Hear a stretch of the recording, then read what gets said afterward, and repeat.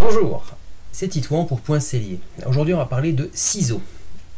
Alors les ciseaux, moi en maroquinerie, je parle bien pour ma part, je les utilise pour deux choses. Les coupes grossières, quand j'ai tracé mon patron à plat, donc sur le cuir, je coupe grossièrement, je fais les traitements que j'ai à faire, protection, enfin coloration, protection ou autre chose, peu importe, bref. Mais ça me permet de travailler en dehors de la peau entière et de ne pas risquer d'abîmer ma peau. Donc je coupe toujours à peu près à 5-6 mm du bord, voilà, tout simplement. Donc ça c'est la première utilisation que j'en ai. La deuxième, on va faire ça, c'est mieux.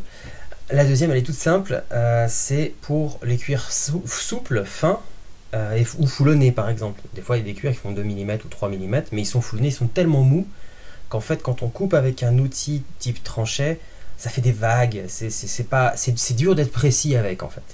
Donc j'utilise dans ces cas-là le ciseau, ce qui me permet d'avoir une coupe relativement précise.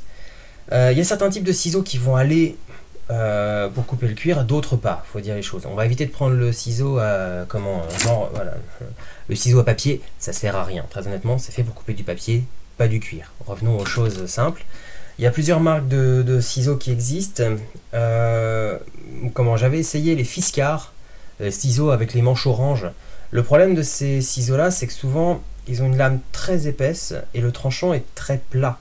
Donc, vous savez, le cuir, moi j'aime bien quand le tranchant est aigu et pas quand il est trop large. Les Fiskars, en fait, c'est vraiment un tranchant très épais. Hein. Ça fait ça à peu près, voilà. J'en ai pas sous la main là pour vous montrer, mais pour avoir essayé, moi, pour le tissu, c'est génial. Mais alors, pour les cuirs fins, oui, type l'agneau, voilà, du cuir de chèvre, ce genre là, oui, ça va. Mais dès que le cuir est un petit peu plus souple, je trouve que ça fait des marques, c'est pas efficace. Il y a un ciseau qui, moi, m'avait bluffé. Alors, c'est pareil, je l'ai pas sous la main ici, mais je vais vous mettre une photo. C'est le ciseau Tupperware.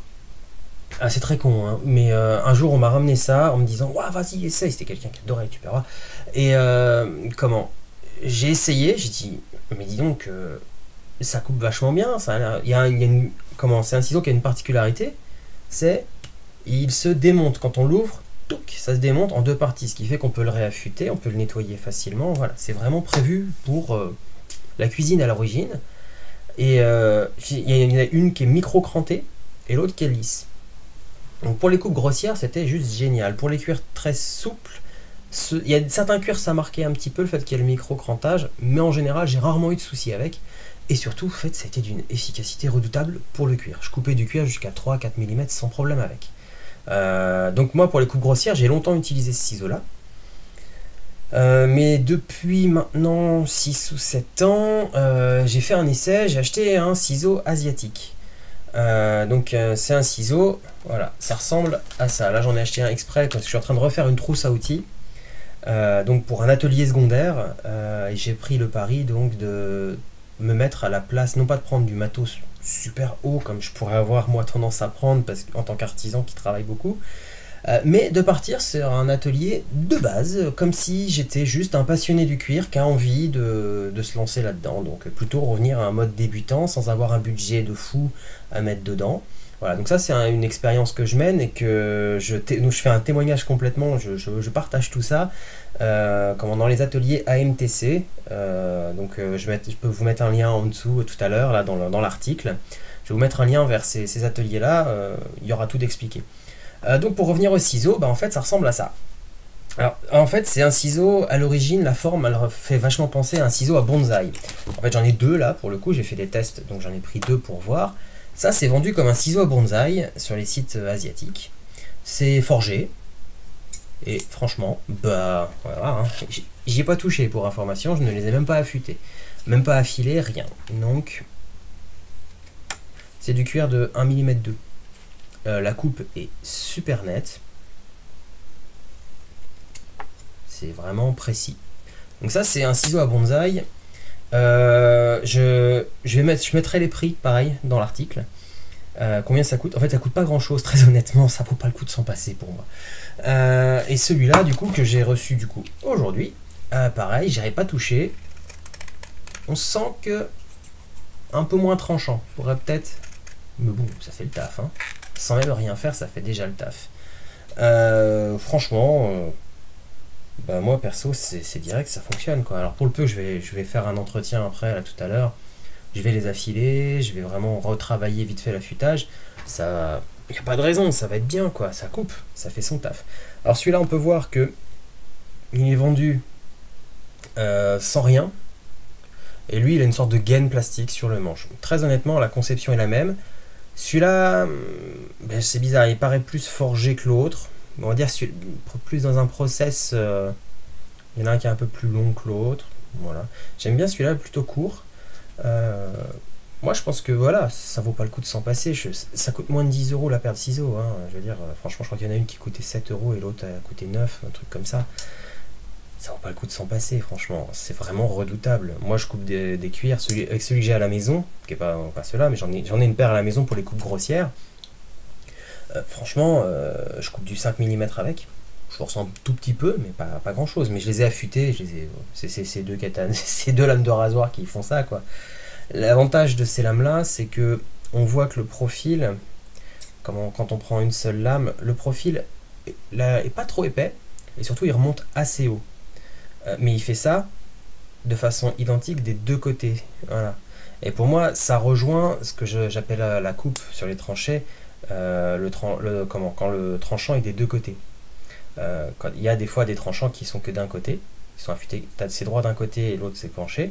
Là ici, il y a des tranchants qui sont affûtés des deux côtés. Et ben moi c'est celui que je préfère pour travailler le cuir. Ben, ça c'est le cas de ces ciseaux là. Les Fiskars dont je parlais tout à l'heure, il y a un côté qui est vraiment marqué, qui remonte haut, et l'autre côté souvent le plat en fait qu'on a sur l'angle du ciseau ici là où il y a le tranchant, en fait il est super épais sur les Fiskars. Un bon ciseau à cuire, ce tranchant va en effet exister, mais il faut qu'il soit minime, il faut qu'il soit presque le plus fin possible. Donc ça remonte là, mais c'est un double tranchant, c'est-à-dire qu'il y a vraiment, le tranchant se situe ici.